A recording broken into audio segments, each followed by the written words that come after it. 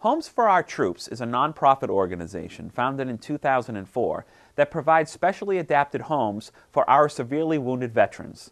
Through donations and support, the services they provide are at no cost to the veterans they serve. Homes for Our Troops recently broke ground on a new home in Plymouth. This home is for Sergeant Brian Fontaine, a 24-year-old tank commander from Dorchester who lost both of his legs in his second tour of duty overseas. At the groundbreaking, we had the opportunity to hear from Brian about what this opportunity and support means to him and his family. When I was first injured and I came home, I had no idea where my life was going to go. I had no idea what was going to happen. I didn't know what kind of benefits I'd get from the government or, from the community, or if I'd just be some poor wretch in a wheelchair for the rest of my life. All I knew was I had no feet. And from day one of coming to Walter Reed and dealing with the great doctors and nurses there and the staff that they have there, I learned very quickly that I was wrong to think any of that stuff. My life has been amazing the past 15 months. It's been a roller coaster ride of disappointments and more infections and more surgeries and, watching old friends go and go on with their life in the hospital and unfortunately seeing new faces come in.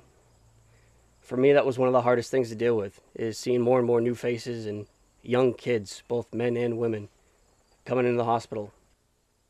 Their bodies torn apart, and they all have that sunken look in their eyes. They don't know what's going on. And I had that same look for a while, and I'd have to say a lot of my color came back into my face, and I started to get a lot better the day John Gonzalez approached me in Washington, D.C. at the Malone House Hotel. I didn't know what to think. There's some guy I've never met before says he wants to build me a house, a completely adaptable handicap house for free. I sat there after we got done talking to John, and I asked my dad, I was like, can he do this? Is this serious? I didn't believe it. I grew up in a household where my family instilled certain aspects of life into me, and one of those is you never truly get anything for free. You have to work for what you get in life. And whereas some people might say, I earned that by losing my legs in Iraq, in my opinion, I'm getting a house for free just because I'm doing what I love to do and do what I chose to do when I got out of high school. And through the long road of recovery and therapy, here I am now. I'm standing up. I walked here from the car that I drove in from. 6 months ago, I wouldn't have thought that. I would have thought that I'd have to get a piece of plywood down here so I can move my wheelchair along the dirt. But no, I walked in here.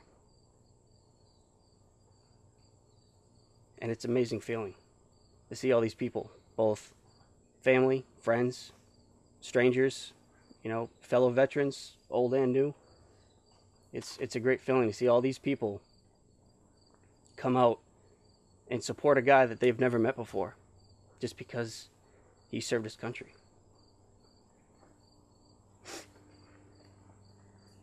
And a lot of people now ask me, what am I going to do in my life when I get out of the military?